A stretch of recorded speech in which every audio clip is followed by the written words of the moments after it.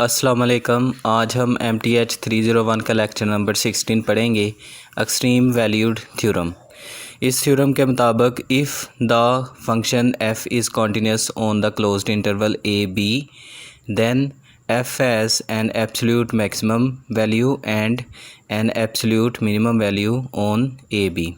यानी एक closed interval a b है और फंक्शन f उसमें कॉन्टीन्यूस हो तो फंक्शन की एब्सोल्यूट मैक्सिमम वैल्यू भी होती है और एब्सोल्यूट मिनिमम वैल्यू भी होती है।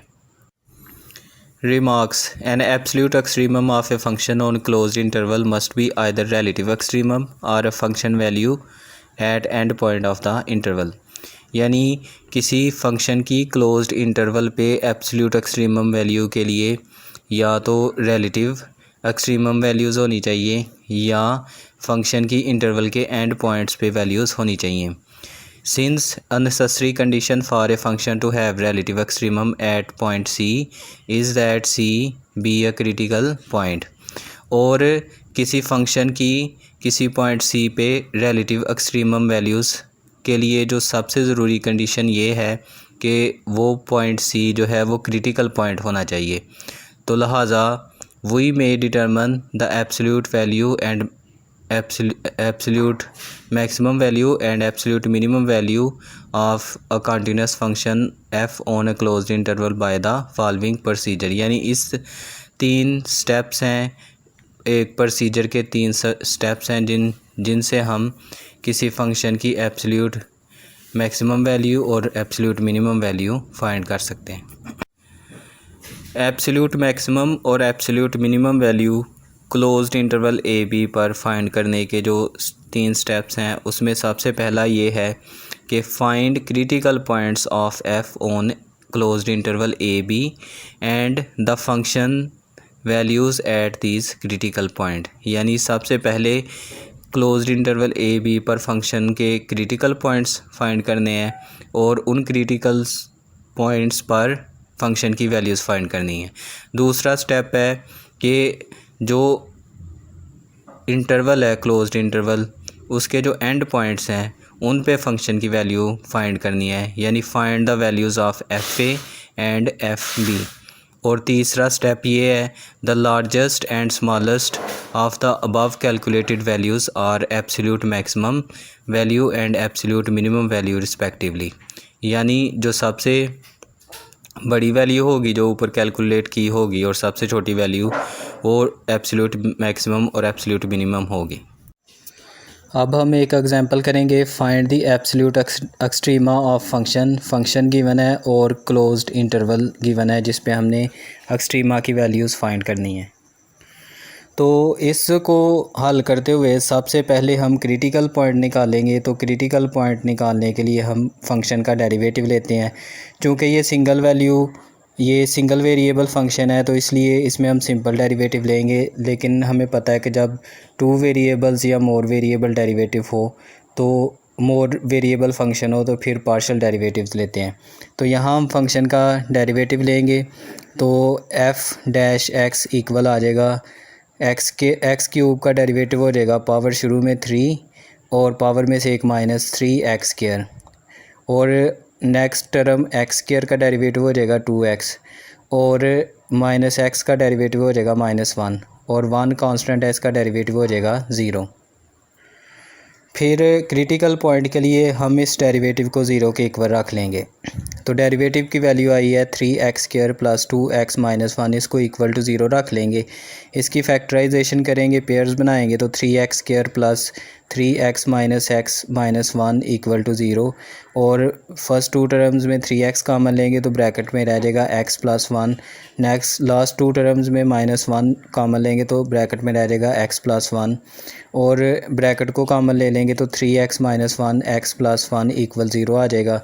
3x - 1 इक्वल 0 और x + 1 इक्वल 0 सेपरेटली 0 के इक्वल रख लेंगे तो x की एक वैल्यू आएगी 1/3 और x की एक वैल्यू आएगी -1, और ऊपर हमें क्लोज्ड इंटरवल जो दिए हैं उसके एंड पॉइंट्स की वैल्यू भी हम लिख लेंगे a -2 और b 1/2। फिर ये चारों वैल्यूज़ हम फंक्शन में पुट करेंगे। फिर हम ये चारों वैल्यूज़ फंक्शन में पुट करेंगे। सबसे पहले छोटी वैल्यू पुट करते हैं a इक्वल -2 वाली।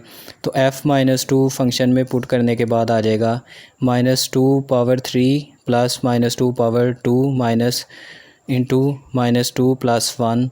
तो ये इक्वल हो जाएगा -8 प्लस 4 प्लस 2 1। सॉल्व करने के बाद f-2 की वैल्यू आ गई -1। फिर हम फंक्शन में second value x equal -1 put करेंगे। तो -1 f-1 equal -1 cube plus -1 square -1 into -1 plus 1। तो इसकी वैल्यू आ जाएगी -1 प्लस 1 प्लस 1 प्लस 1 इक्वल 2। तो f-1 की वैल्यू आ गई 2।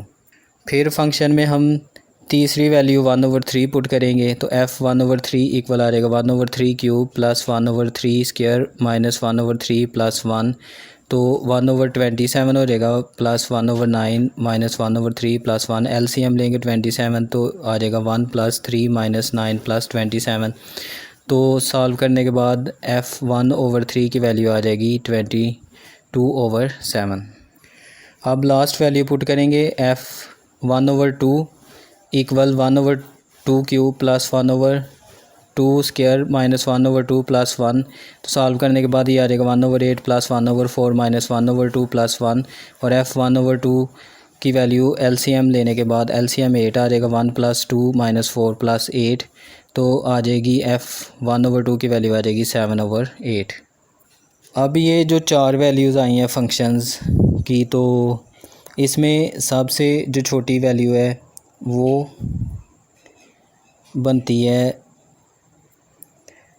-1 और सबसे बड़ी जो वैल्यू है वो है 2।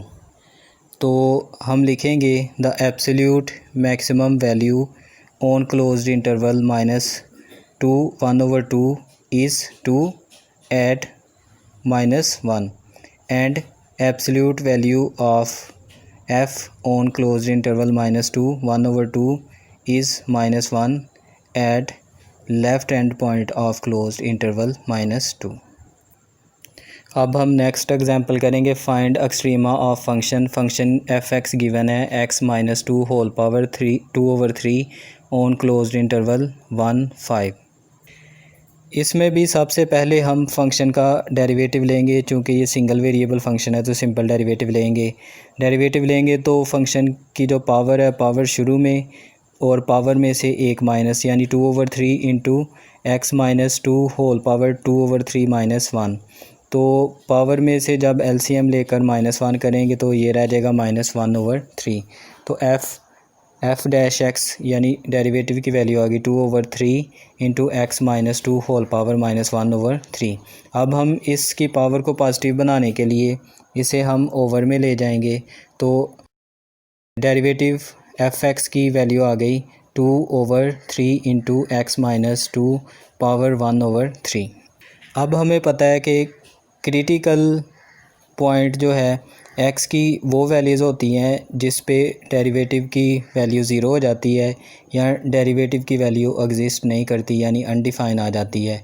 तो यहाँ पे डेरिवेटिव की वैल्यू कहीं x की किसी भी वैल्यू के लिए ज़ीरो नहीं हो रही, लेकिन x को अगर 2 लिया जाए तो डेरिवेटिव की वैल्यू जो है वो अनडिफाइन हो जाती है, यानी derivative f(x) equal 0 does not exist. तो जिस पॉइंट पे यानी x इक्वल 2 पे इसकी वैल्यू अनडिफाइन हो जाती है उस पॉइंट को हम क्रिटिकल पॉइंट कहेंगे। लिहाजा 2 क्रिटिकल पॉइंट है। अब हमारे पास 3 पॉइंट्स हो गए, एक क्रिटिकल पॉइंट x इक्वल 2 और 2 क्लोज्ड इंटरवल के and point a equal 1 b equal 5। तो इन वैल्यूज़ को हम फंक्शन में बारी बारी पुट करके एक्सट्रीमा निकालेंगे, एब्सोल्यूट एक्सट्रीमा निकालेंगे। तो पहले 1 वैल्यू पुट करते हैं। तो f1 आ जाएगा 1 -2 होल पावर 2/3। तो पावर 2 को अगर स्क्वायर बना लिया जाए -1 होल स्क्वायर होल पावर 1/3, तो इसको सॉल्व करने के बाद हमारी वैल्यू आ जाएगी 1। फिर हम f2 पे वैल्यू निकालेंगे। तो f2 इक्वल आएगा 2 -2 होल पावर 2/3, 2 - 2 0 हो जाएगा, तो f2 की वैल्यू हो जाएगी 0। फिर हम f5 की वैल्यू निकालेंगे, तो f5 की वैल्यू आ जाएगी 5 - 2 होल पावर 2/3, और 2 को स्क्वायर बना दिया जाए तो 3 स्क्वायर 1/3, 1/3 को हम क्यूब लिख सकते हैं, नहीं तो 9 की पावर 1/3 आ गया। लिहाजा absolute minimum value of f on closed interval 1 5 is 0 at 2, यानी जो मिनिमम वैल्यू है वो 0 है और ये 2 पे आई है।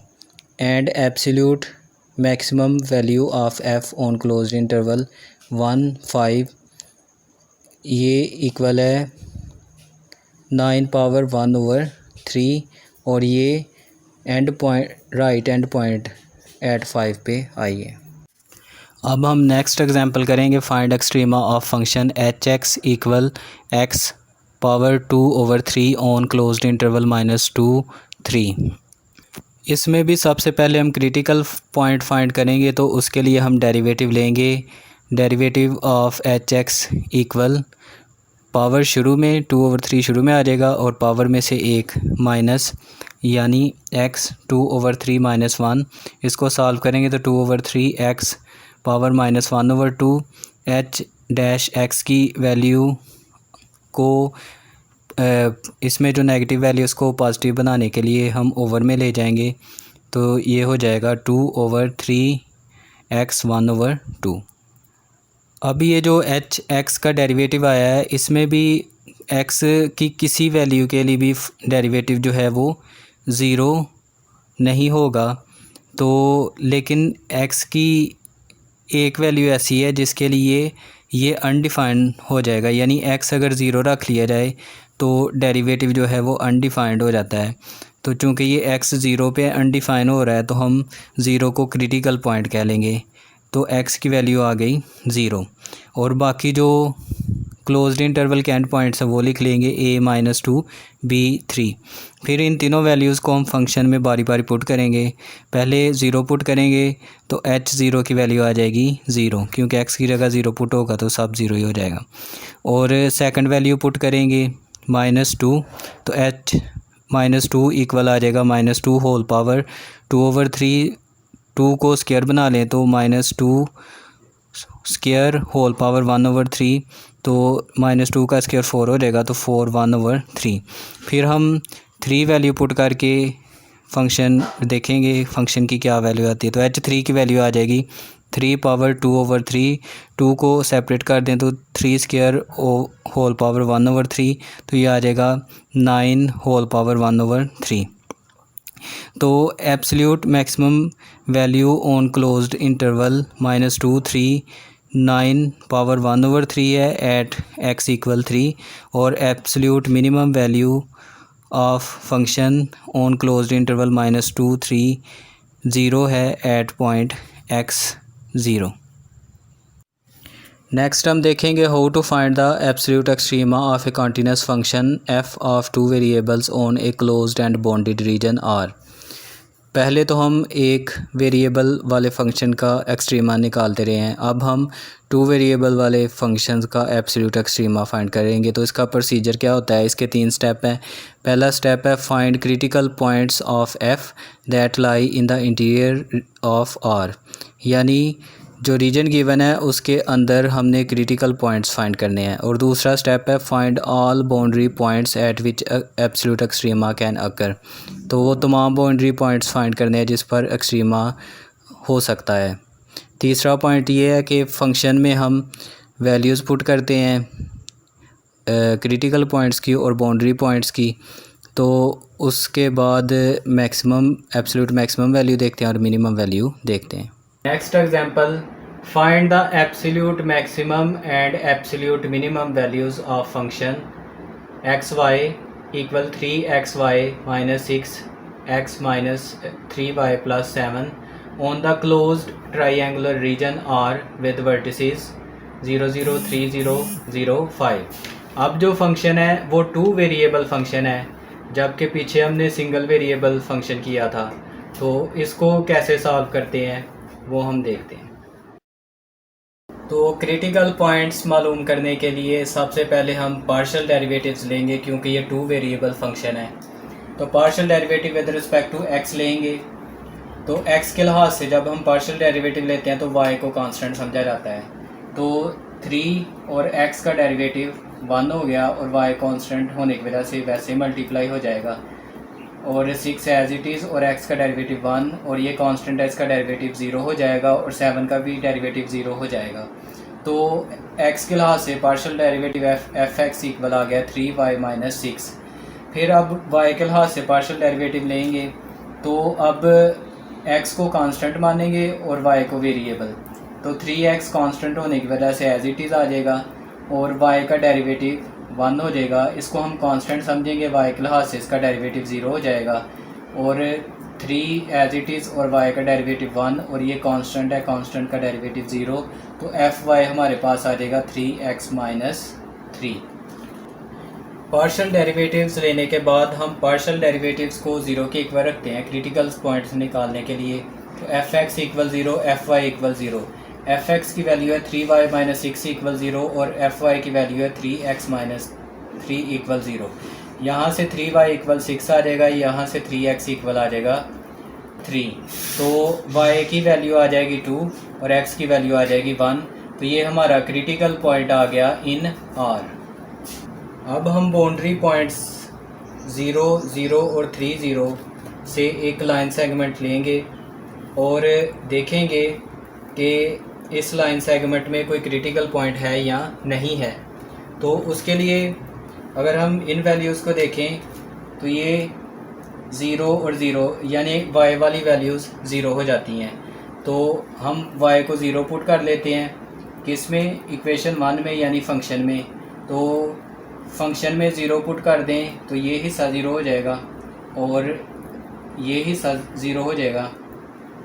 तो हमारे पास बचेगा -6 प्लस 7 और इस फंक्शन को हम u(x) कह लेते हैं। अब ये एक सिंगल वेरिएबल फंक्शन है और हमारी जो रेंज है x की वो हो गई x 0 to 3। तो ये हमारे एंड पॉइंट्स आ गए। फिर क्रिटिकल पॉइंट्स के लिए हम सिंपल डेरिवेटिव लेंगे।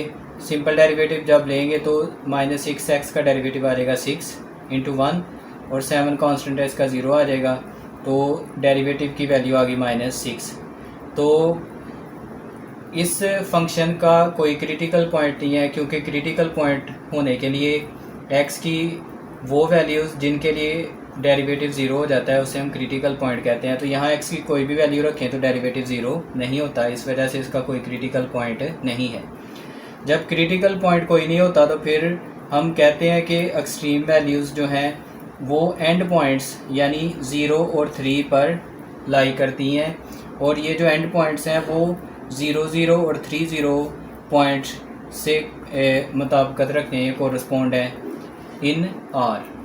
चूँकि हमारा रीजन जो है वो क्लोज्ड ट्राइएंगुलर है तो इस वजह से दूसरी अब लाइन सेगमेंट को चेक करेंगे और दूसरी लाइन सेगमेंट के लिए हमने पॉइंट लिए हैं 0, 0 और 0, 5। तो इसमें आप देखें x वैल्यूज़ 0 हैं तो x को 0 पुट कर देंगे इन इक्वेशन 1 यानी फंक्शन में। तो फंक्शन में 0 पुट कर दें तो ये 0 और ये x की जगह 0, तो हमारे पास वैल्यू बचेगी -3y प्लस 7 और हमारी रेंज कहाँ से कहाँ तक हो जाएगी, 0 से 5 तक। तो इसका सिंपल डेरिवेटिव लेंगे क्योंकि सिंगल वेरिएबल है। तो सिंपल डेरिवेटिव आएगा -3 इंटू 1 प्लस 7। 7 का डेरिवेटिव 0 हो जाएगा और -3 इसका डेरिवेटिव आ जाएगा। क्योंकि ये कांस्टेंट फंक्शन है तो y की कोई भी वैल्यू पुट करेंगे तो 0 नहीं आ सकता। तो इस वजह से हम कहेंगे ये फंक्शन भी क्रिटिकल पॉइंट नहीं रखता और एक्सट्रीम वैल्यूज़ पे ही, एक्सट्रीम वैल्यूज़ जो हैं वो एंड पॉइंट्स पे लाई करती हैं और ये एंड पॉइंट्स जो हैं 0, 0 और 0, 5 पॉइंट से कोरस्पॉन्ड करते हैं। अब हम तीसरी लाइन सेगमेंट लेंगे 3, 0 और 0, 5। चूँकि इसमें 2 पॉइंट्स हैं तो हम पॉइंट स्लो फॉर्म लगाएंगे। तो पॉइंट स्लो फॉर्म लगाकर हम इसकी इक्वेशन लिखेंगे। तो पॉइंट स्लो फॉर्म में ये y0 है, इधर 0 पुट हो जाएगा और स्लोप की जगह हम राइज लेंगे जो कि वाई एक्सिस को दार करता है, और रन लेंगे जो एक्स एक्सिस को दार करता है, तो राइज ओवर रन स्लोप होती है। तो चूँकि ये डाउनवर्ड स्लोप होगी इसलिए इसके साथ माइनस होगा, और ब्रैकेट में x माइनस एक्स नॉट, ये 3 आ जाएगा x नॉट। जब हम इसको अंदर मल्टीप्लाई कर देंगे तो हमारे पास इक्वेशन आएगी y इक्वल -5/3 इंटू एक्स, और ये इसको प्लस कर देगा और 3 कैंसिल हो जाएगा और +5 हो जाएगा। तो चूँकि हमारा फंक्शन x में हो गया है, सिंगल वेरिएबल हो गया है, तो इसकी रेंज होगी x के लिहाज से, यानी 0 से 3 तक इसकी रेंज होगी या एंड पॉइंट्स होंगे। तो इस y को हम wx फंक्शन कह लेते हैं, और जो हमारा ऊपर गिवन फंक्शन है उसमें हम ये वैल्यू y की जगह पुट कर देंगे।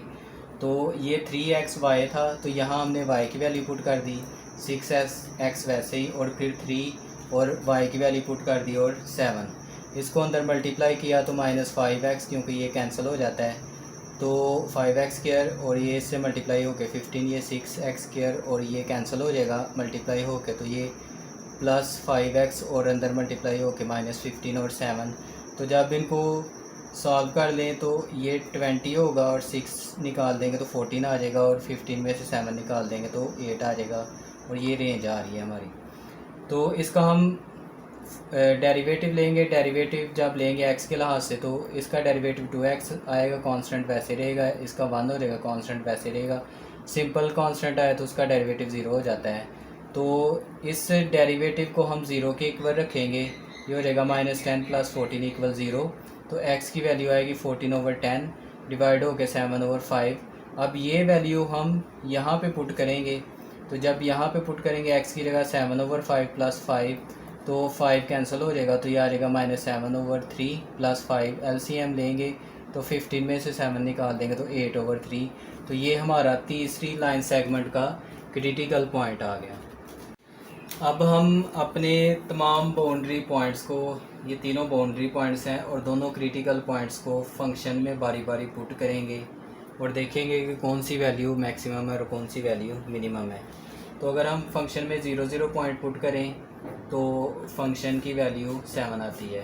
अगर हम 0 पॉइंट पुट करें फंक्शन में तो वैल्यू -11 आती है। अगर 0 फंक्शन में पुट करें तो इसकी वैल्यू -8 आती है। और अगर क्रिटिकल पॉइंट 7/5 8/3 पुट करें तो वैल्यू सॉल्व करके 9/5 आती है। और 1 2 पुट करें तो वैल्यू आती है 1। तो ये तमाम वैल्यूज़ जो हैं ये बाउंड्री पॉइंट्स और क्रिटिकल पॉइंट्स पुट करके आती हैं। तो इसमें सबसे जो मैक्सिमम वैल्यू है वो 7 है, और ये 0 पे आती है। तो absolute maximum value of f is f00 = 7। और सबसे छोटी वैल्यू इन दो में से देखें, ये नेगेटिव वैल्यूज़ हैं, तो इनमें जो नेगेटिव में जो बड़ा होता है वो सबसे छोटा है। तो absolute minimum value of f is f30 is -11, यानी इस पॉइंट पे सबसे छोटी वैल्यू आती है।